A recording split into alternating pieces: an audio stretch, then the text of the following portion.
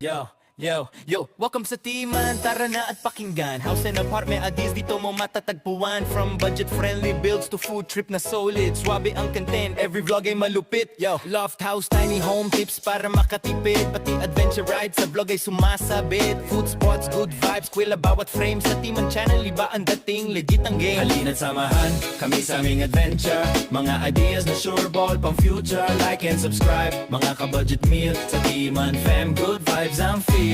Gawaing bahay hacks, room tour na aesthetic. Lifestyle upgrades na hindi masyadong magastot hectic. Sama ka na, explore natin ang mundo. Kasama si Timan, tuloy ang kwento mo. Yo, halina't samahan kami sa aming adventure. Mga tips at ideas dito masigurado. Like and subscribe, mga ka-budget meal.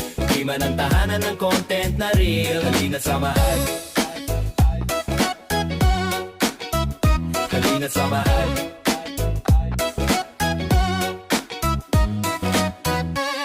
So ayun na nga mga ka-budget meal at welcome back ulit sa ating channel at meron tayong dalawang unit dito, isa at dalawang unit. Ang isang unit ay 20 square meters, so times 2, 40 square meter na itong gagawin natin na fully ventilated. Ayan.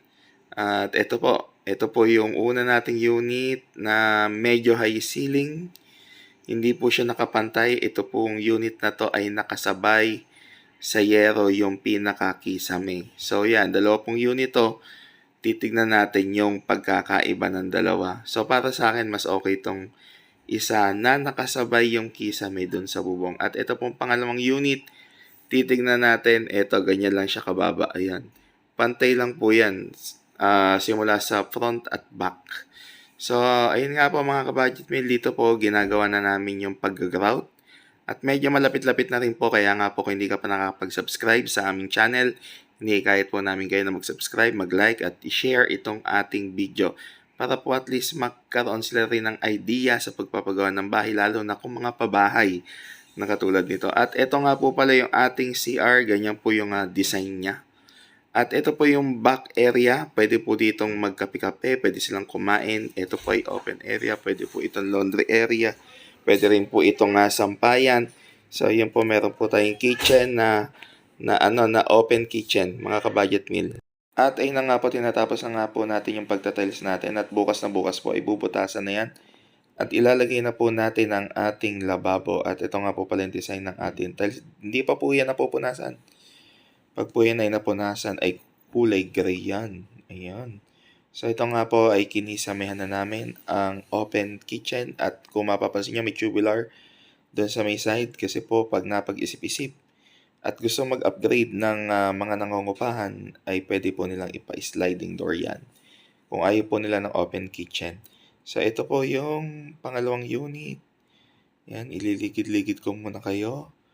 At ito, dalawa yung CR natin. Pwede tayo maglagay ng male and female.